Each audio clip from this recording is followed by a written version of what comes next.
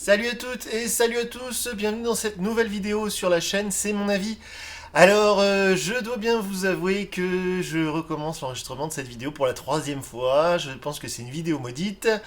Donc aujourd'hui, je vais vous parler du Xiaomi Mi Mix 3. Alors, je dis que c'est une vidéo maudite parce que, déjà d'une, le produit en lui-même, je vais vous en parler, mais il m'a un petit peu déçu, moi qui suis un grand fan de la marque Xiaomi. D'ailleurs, je vous encourage à aller voir les autres vidéos sur la chaîne où je teste les produits de la marque Xiaomi. J'ai testé le Redmi 6A, j'ai testé le Redmi Note 5, j'ai testé le Mi Mix 2 l'année dernière, j'ai testé même la Mi Band Watch, la montre, pardon, le bracelet connecté de la marque Xiaomi. Donc cette marque Xiaomi, si vous ne la connaissez pas, c'est une marque chinoise en fait, un peu comme Huawei, c'est un concurrent de Huawei. Et Xiaomi vient d'arriver sur le marché français au printemps dernier, au printemps 2018. Et là est sorti officiellement en France le 18 janvier dernier le Mi Mix 3. Donc en fait le Mi Mix 3 on pouvait l'avoir, vous avez peut-être déjà vu des tests sur internet, des vidéos sur internet concernant ce téléphone un peu particulier parce qu'on pouvait l'importer sur des sites comme Gearbest ou des sites de ce genre là où on peut importer des produits qui viennent directement de Chine. Mais le problème si vous faites ça, c'est que vous vous retrouvez avec un téléphone où parfois il n'y a pas le Google Play Store, donc pour télécharger des applications c'est un petit peu compliqué. Et c'est un téléphone souvent qui est en chinois ou en anglais uniquement, donc il faut un petit peu le bidouiller pour l'avoir en français. Non, non, non, là c'est bien une version qui a été achetée dans la boutique officielle Xiaomi sur les Champs-Élysées le jour de sa sortie, donc le 18 janvier dernier. Ça fait presque 2 semaines maintenant que je l'utilise en téléphone principal. Comme d'habitude sur la chaîne, si vous êtes un habitué ou une habituée de la chaîne, vous avez donc compris que les téléphones que je teste, je les achète moi-même. Et je les teste en téléphone principal, comme ça permet vraiment de me faire un avis sur ce que vaut l'appareil, contrairement à tous les sites spécialisés qui se voient donc prêter des téléphones gratuitement, parfois qui se les font offrir, qui les testent pendant quelques heures, ils prennent quelques photos avec, ils mesurent la luminosité de l'écran avec un appareil, et puis hop, ils vous donnent leur avis. Non, non, non, moi c'est bien plus complet que ça, donc je l'ai utilisé en téléphone principal. Et comme je le disais un instant, je suis un très grand fan de cette marque Xiaomi, j'aime beaucoup leurs produits. D'ailleurs, si vous voyez derrière moi, il y a plein de trucs, des goodies Xiaomi et tout. Donc c'est vrai que je suis plutôt fan de la marque. Et j'avais été conquis, on va dire, par le Mi Mix de l'année dernière, même si vous pouvez retourner voir la vidéo, c'était un concept un peu spécial, c'est-à-dire que pour enlever la bordure en haut et ne pas avoir d'encoche, chez Xiaomi, le Mi Mix 2, en fait, il y avait une bordure un peu plus importante en bas, et ils avaient caché donc la caméra selfie en bas. Donc pour prendre un selfie, il fallait retourner le téléphone à chaque fois, c'était pas très pratique. Là, ils ont mis au point un système. Je pense que si vous regardez cette vidéo, vous connaissez ce système, vous avez compris donc le système du slide pour cacher la caméra selfie donc dans l'appareil. On slide, vous voyez, on fait basculer le téléphone un peu comme les téléphones d'antan. Il y avait beaucoup de Nokia comme ça, il y a une quinzaine d'années qui fonctionnaient comme ça. Il y avait eu même un Samsung, le Samsung D500, début des années 2000. C'était la classe ultime d'avoir le Samsung D500. C'était pareil, c'était un téléphone comme ça qui slidait comme ça. Là, voilà. Coulissant, comme on dit en français. Donc là, c'est l'astuce qu'ils ont trouvée pour la caméra selfie. Donc elle est cachée comme ça. Et en plus de ça, grâce à cette astuce, ils ont mis donc une double caméra selfie.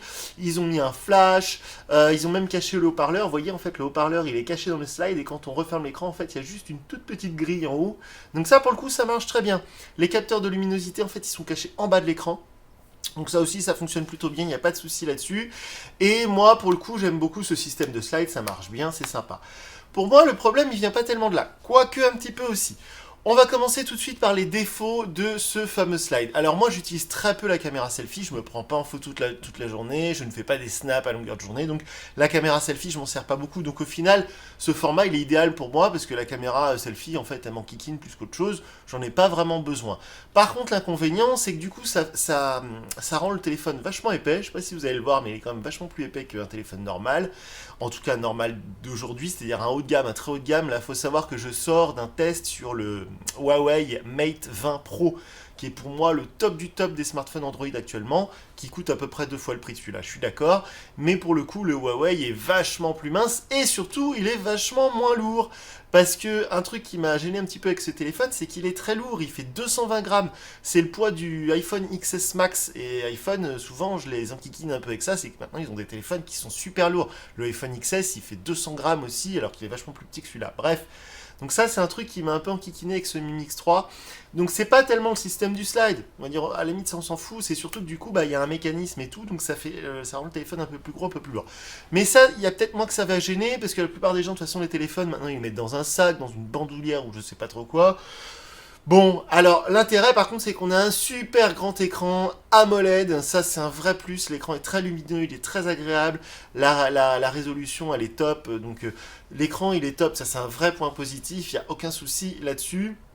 Donc la caméra selfie, pour le coup, bah, elle nous gêne pas, ça fait presque un téléphone sans bordure, il y a quand même une bordure en bas un peu plus importante qu'en haut, mais pour le coup, c'est pas, voilà, c'est pas très gênant ce système de slide, parce qu'en fait, Mi Mix 3, quand vous allez voir les vidéos sur les Mi Mix 3, les tests sur les Mi Mix 3, en fait, tout le monde se concentre sur, oh, est-ce que cette caméra selfie, elle est bien, est-ce que ça marche bien? Oui, mais il n'y a pas que ça dans la vie. Donc du coup, les trucs qui m'ont un petit peu dérangé sur ce téléphone. Donc, hormis le fait que ça alourdisse et ça épaississe ce téléphone, ce système de slide, un autre inconvénient, même si c'est pas vraiment à cause du slide, c'est que comme quasiment tous les téléphones de la marque Xiaomi et quasiment comme tous les téléphones chinois, que ce soit OnePlus, Huawei, Xiaomi, ils ont beaucoup de mal avec ça.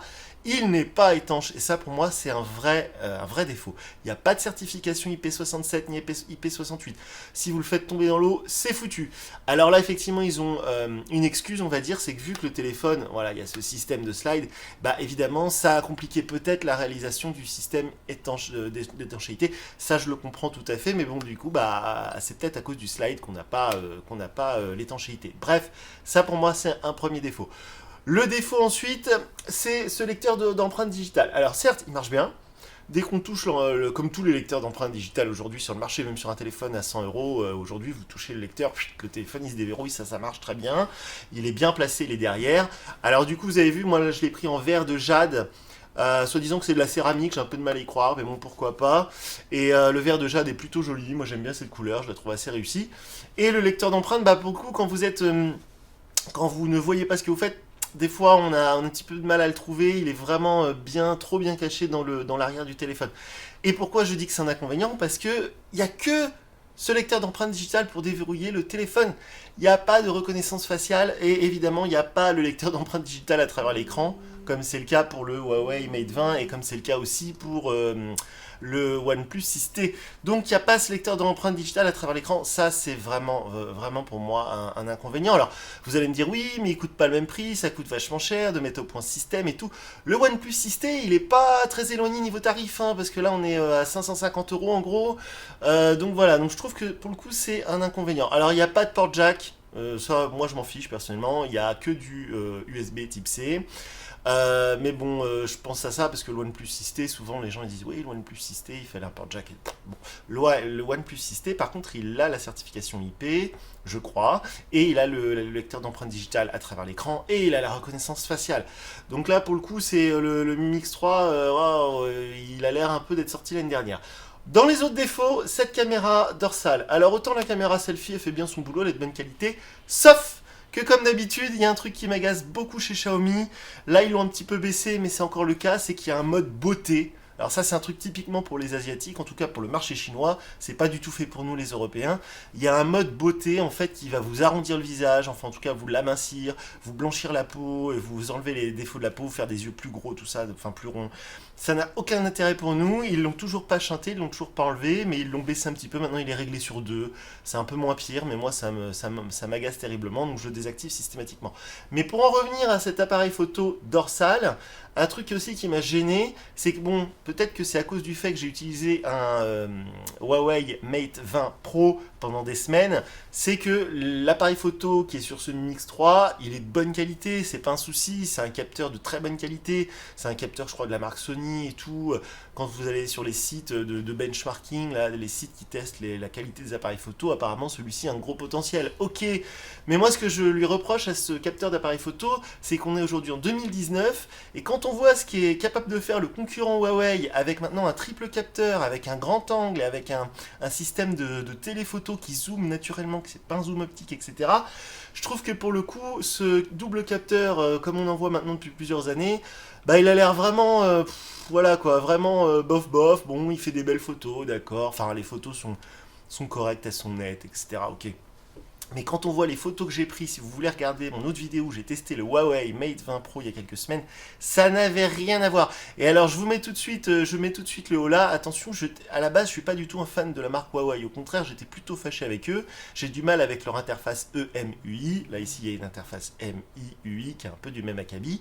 Mais donc voilà, à la base je suis plutôt pro Xiaomi et Huawei ils m'ont tellement convaincu avec le Mate 20 Pro que bah là le capteur de ce Mi Mix 3 c'est pas qu'il est pas bon, c'est que franchement, bah voilà quoi, il est classique. Vous achetez n'importe quel téléphone maintenant, peu importe la marque, aux alentours de 300-400 euros, vous aurez les mêmes photos qu'avec ce Mi Mix 3. Pour le coup, c'est voilà, c'est pas une déception, mais bah y a rien d'exceptionnel quoi. Donc ça fait partie aussi des petites choses qui m'ont gêné. Et il y a tellement d'autres trucs qui m'ont gêné que j'en ai carrément fait une liste, vous voyez, pour rien oublier. Ah ouais, le haut-parleur non stéréo. Alors ça, c'est très embêtant. Alors j'ai eu une petite alerte là d'autonomie. Je fais une petite parenthèse, l'autonomie est très bonne. Il n'y a pas de souci. Il y a une grosse batterie de plus de 3000 mAh.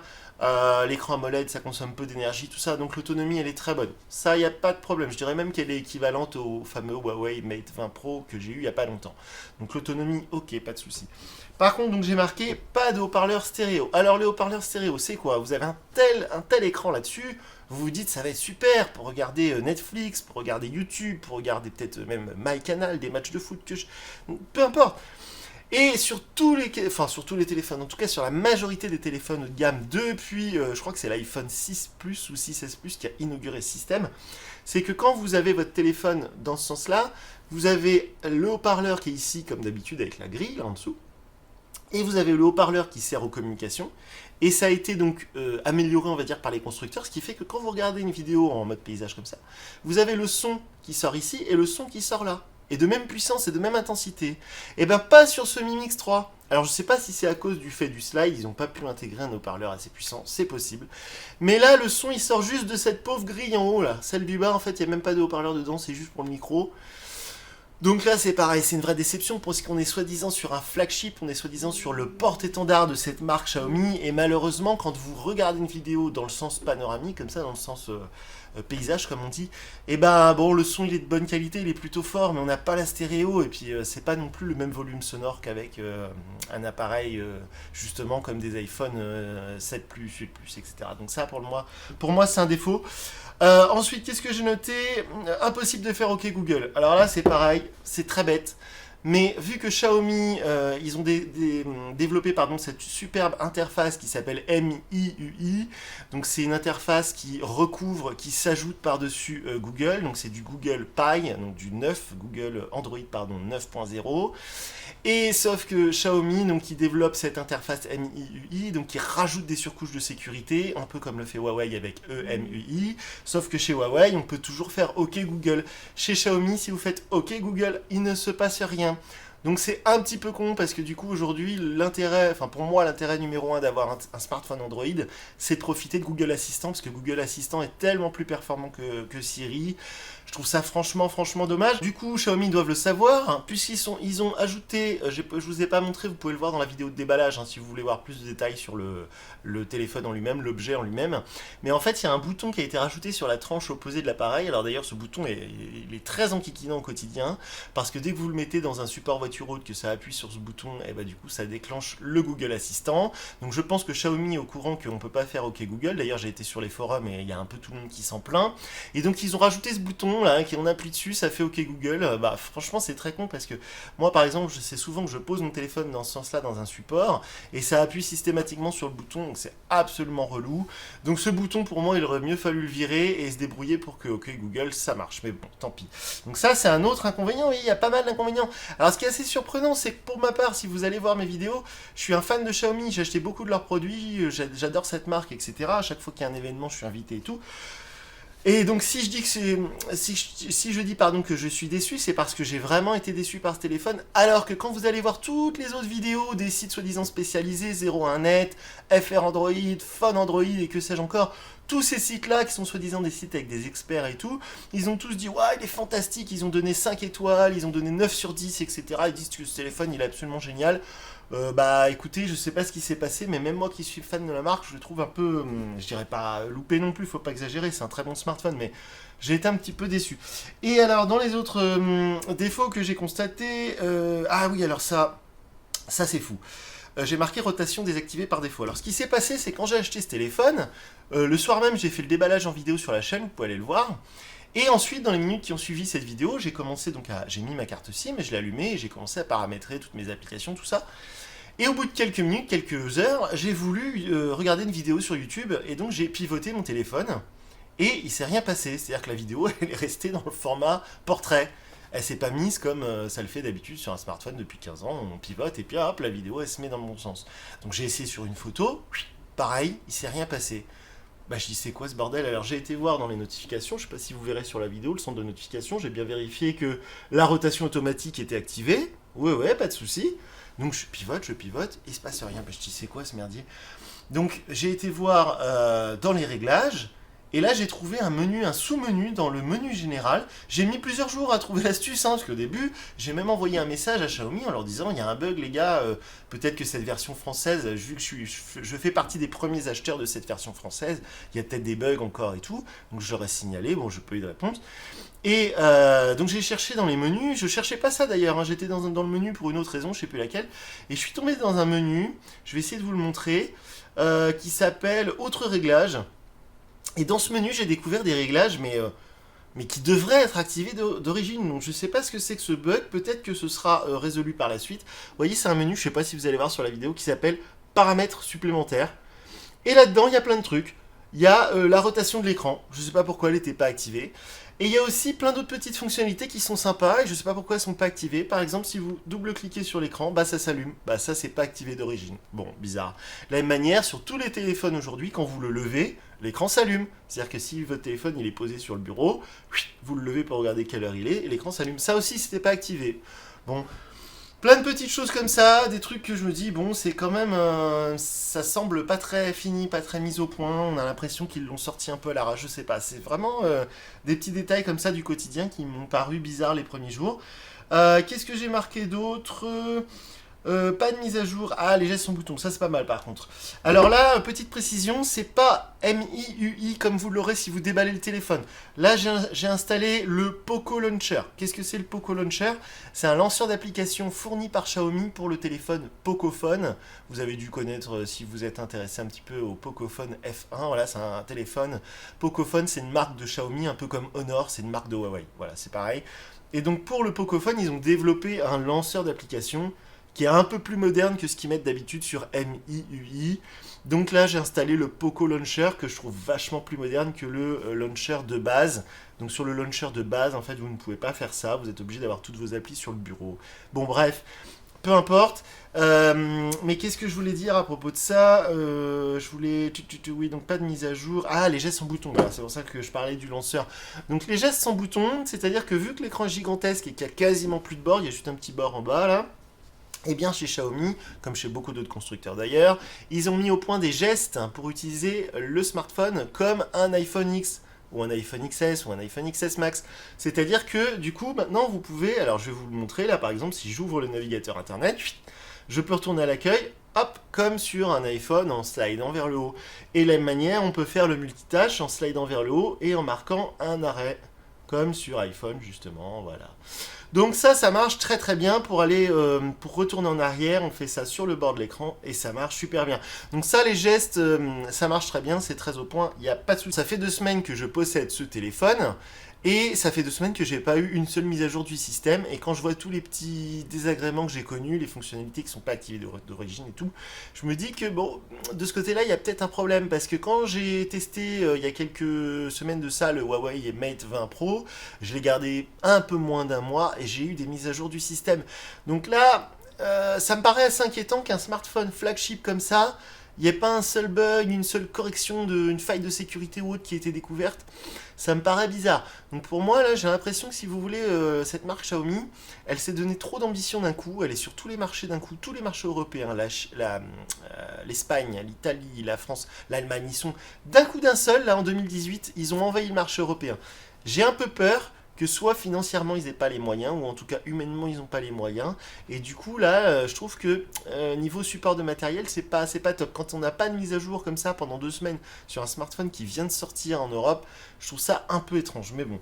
Donc voilà, C'est pour vous donner un point de vue un peu différent de ce que vous trouvez sur internet que j'ai voulu faire cette vidéo. Donc le Xiaomi Mi Mix 3, c'est un super téléphone, je veux dire c'est un bel objet, ils ont été audacieux sur le coup du slide, là c'est pas mal, ça marche bien et tout. On a presque un design sans bordure, il n'y a plus qu'une bordure en bas qu'il faudrait virer, mais il y a les capteurs de luminosité, donc je sais pas comment ils vont faire. Donc voilà, on y est presque, mais que ce soit ce capteur photo, que ce soit pas de reconnaissance faciale, le problème de lecteur d'empreintes à travers l'écran, pas de certification IP, tout ça, bah au final je me dis que c'est pas vraiment un flagship quoi, c'est un milieu de gamme sympa, mais pour le coup, alors il paraît, certains fans de la marque Xiaomi me disent que le vrai flagship chez Xiaomi en ce moment c'est le Mi 8 Pro. Alors je vais peut-être essayer le Mi 8 Pro, mais pour le coup le Mi Mix 3 pour moi c'était le téléphone que tout le monde attendait chez Xiaomi. D'ailleurs dans la boutique officielle des Champs-Élysées quasiment tout le monde était là pour le Mi Mix 3. Quand on regarde les réseaux sociaux, Xiaomi ils en font la promotion de ce Mi Mix 3 partout, partout, partout, partout. Pour le coup voilà, c'est pas un mauvais téléphone. Si vous faites beaucoup de selfies, le truc là de slider ça va peut-être vous embêter un petit peu. Moi, ça m'embête pas du tout. Au quotidien, c'est un téléphone sympa. Il capte bien la 4G. Le menu, vous voyez, tout marche bien. C'est fluide, c'est puissant. Il n'y a pas de souci là-dessus. Mais il y a quand même certains défauts qui feront que ça sera pas mon. Je vais pas le garder, quoi. Il y a des téléphones que je teste, comme par exemple le fameux Huawei. Excusez-moi de reparler de ce fameux Huawei Mate 20 Pro. Mais quand j'ai testé ce Huawei, j'avais envie de laisser tomber mon iPhone. Parce que j'ai toujours deux téléphones, vous voyez, un iPhone, hein. Et donc, je me suis dit, Huawei il est tellement bien, je vais virer mon iPhone, je n'aurai plus que ce Mate 20 Pro. J'ai vraiment failli le faire parce que ça fait très longtemps que j'avais pas testé un smartphone Android aussi bon. Et là, ce Mi Mix 3, on n'est pas au niveau du Mate 20 Pro, faut être très clair. Alors chez Xiaomi, ils vont pas être contents que je dise ça parce que Huawei c'est vraiment l'ennemi public numéro un chez Xiaomi. Mais pour le coup, je sais pas, ça fait très longtemps que j'ai pas testé un OnePlus. J'avais eu le OnePlus One, je vais peut-être essayer de tester le OnePlus 6T parce que pour le coup, bah ça pourrait peut-être être une vraie alternative au Huawei Mate 20 Pro, ce OnePlus 6T. Ah, les noms, ils sont durs à dire maintenant. Mais ce Mi Mix 3, si vous avez le choix entre le Mi Mix 3 et le Huawei Mate 20 Pro, peut-être même le Mate 20 normal, je sais pas, je l'ai pas testé. Mais franchement, voilà, un petit peu déçu par ce Mi Mix 3. Alors, comme d'habitude, n'hésitez pas à me poser vos questions dans les commentaires, j'y réponds aussi vite que je peux. Alors, je vous réponds pas dans la minute non plus, faut pas exagérer. Parfois, je mets quelques jours, mais j'essaie toujours de répondre à vos questions, pardon. Mais pour le coup, voilà, je dirais que si vous le faites offrir, voilà, vous êtes content, c'est un super smartphone, l'écran gigantesque et tout, l'autonomie est bonne, machin, il y a plein d'intérêts, ok, c'est pas un mauvais téléphone, mais pour le coup, si vous cherchez ce qui se fait de mieux actuellement sur le marché Android, c'est clair que c'est pas celui-ci, et encore une fois, je répète que je suis très surpris par les notes qui ont été données par tous les médias spécialisés, FR Android, 01net, Fun Android, il y en a plein que j'oublie, mais il y a plein de médias spécialisés maintenant, avec des vrais journalistes, avec beaucoup de moyens, qui testent les téléphones, qui font des super vidéos et tout, et ils ont tous donné 9 sur 10 à ce téléphone. Je ne comprends pas comment, voilà. Bon, je vous dis à très bientôt pour une nouvelle vidéo, et puis portez-vous bien. Salut!